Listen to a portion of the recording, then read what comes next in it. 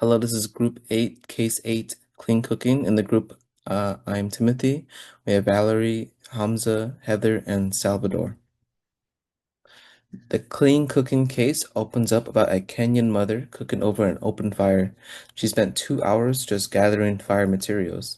As she makes dinner, her kids cough from the cooking smoke and are a bit too close for comfort to the fire because it is the only light source. The scenario of the mother is a common routine for over 2.8 billion people across developing countries because they still utilize old-fashioned cooking stoves. The 2 hours spent gathering fuel for the fire could have been spent on working a paid job or running a business. It is common for the daughter of the household to help with a task like this, so instead of attending school, they must venture out to gather firewood. The smoke from the fire threatens the family living inside the house who breathe it in. These households have ventilation holes but still suffer from the smoke. Deforestation is committed to produce the amount of firewood needed and all that cooking smoke contributes to carbon emissions. The main issue that these old stoves pose is that the smoke breathed in leads to a lot of fatalities. The stoves are creating this air pollution that is contained within the household. To put things into perspective, the World Health Organization has labeled the smoke from cooking to be the fifth worst risk factor, particularly in developing countries. Every year, premature deaths ranging into the 2 millions occur. The death count far exceeds malaria and tuberculosis combined. Besides fatal deaths, cooking fires can lead to burns if handled improperly, developing asthma over time, damages to the eye, and even complications to soon-to-be mothers. The last risk is one to keep an eye out because the groups that are most at risk and affected by are women and small children who spend most of their daily routine near these stoves. Cooking with wood or charcoal is a direct contributor to deforestation due to the massive amounts of wood necessary for burning. Consequently, it is also a significant contributor to loss of biodiversity in forests, meaning loss of different plant and animal life, and watershed degradation, meaning the gradual decline of a water system's health and ability to support its ecosystem. In addition to this, cooking with wood and charcoal stoves produces more than 1/4 of the world's black carbon or soot. Soot from cooking stoves is one of the worst contributors to climate change, coming only in second to carbon dioxide. However, reducing black carbon may be the quickest way to address climate change, as atmospheric soot clears from the air very quickly, usually within a few days to weeks, while carbon dioxide remains in the atmosphere for sometimes decades. Some adjacent issues with this traditional method of cooking and the importance of eco-friendly cooking are, in addition to the obvious health and environmental issues with using this form of cooking, underdeveloped countries where young women spend several hours on end preparing meals, from the time it takes for them to collect firewood and gather meat or other supplies, is less time for education and less time for childcare.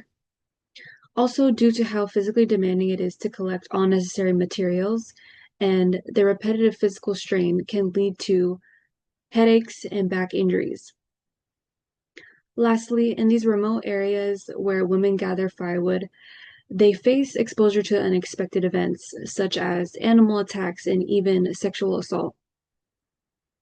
Bringing awareness to the issue of environmentally friendly ways of cooking is important because over 2 billion people still use these cooking methods, further creating horrible air quality for their communities. Clean cooking directly supports sustainable developmental goals, which was adopted by the United Nations to address the current and future needs of society. And the global need for cleaner cooking solutions has inspired many social entrepreneurs and nonprofit organizations to take action in supporting safer and smarter ways to cook. The world response.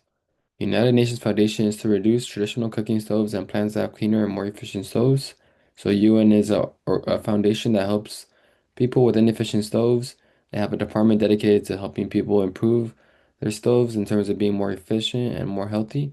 The goal is to switch 100 million households worldwide to more efficient stoves by 2020. That goal was met partially, not completely, but certainly a step in the right direction. Governments and companies around the world must collaborate to enact change. So companies and people and businesses all need to come together to produce a stove that's efficient, healthy, cost effective, that really put change into communities and into stoves to go for the greater good. This also requires technology, technical innovation in fuel, stove design, and grassroots campaigns to engage users from many cultures. So it's important to get that message out. Make sure you connect different people from different cultures, from different countries, get everybody involved to help make a change. A case example for this would be inefficient stoves in Ghana. As you know, many people in Ghana are not as fortunate to have pick whatever stoves they want, and this is why it leads to many health issues and pollution in Ghana. There was an issue result for this, and it was made by a company named Toyola Energy Ltd. that was founded by Siraj Wahab to combat inefficient stoves in Africa, specifically in Ghana. Um, these stoves were called Ngwapas, also known as good fire, and they're constructed from locally scrapped materials like scrap metal, fire clay, liners, anything that they had. As you know, resources can be limited at times.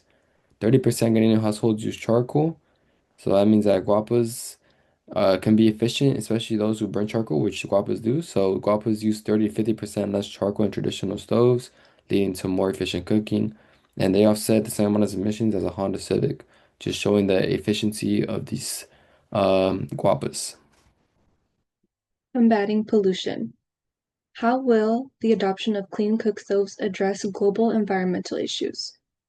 Switching to clean cook stoves will benefit both people and the planet, as they use less fuel and burn less wood, which reduces deforestation, greenhouse gas emissions, and indoor air pollution, which overall improves the environment and public health.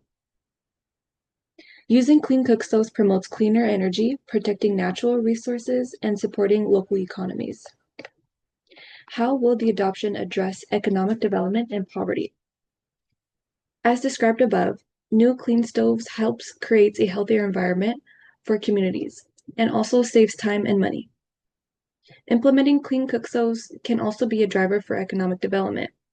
Producing cook stoves locally opens up opportunities for employment and overall builds a healthier and more sustainable society.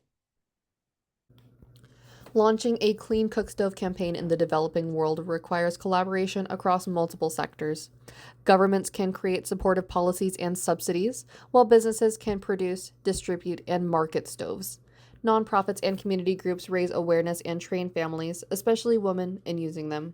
The international community provides funding, research, and technical support, while local communities ensure adoption and sustainability. Major companies like Cemex, Marks and Spencer, and Dow Corning can gain green credentials, access to new markets, and help meet carbon reduction goals. Social entrepreneurs bring local knowledge, cultural insight, and innovative business models that empower communities.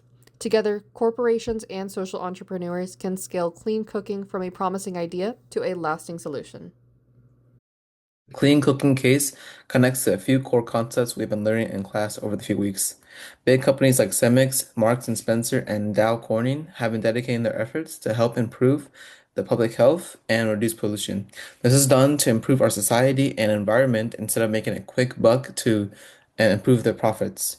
Now, great ethics and ethical reasoning were practiced in this case. By pushing for those cleaner stoves, it helps the millions of women and children, their overall health, and the environment. In terms of organizational ethics and the law, none of these companies were ever obligated legally to contribute to the Clean Stoves Global campaign.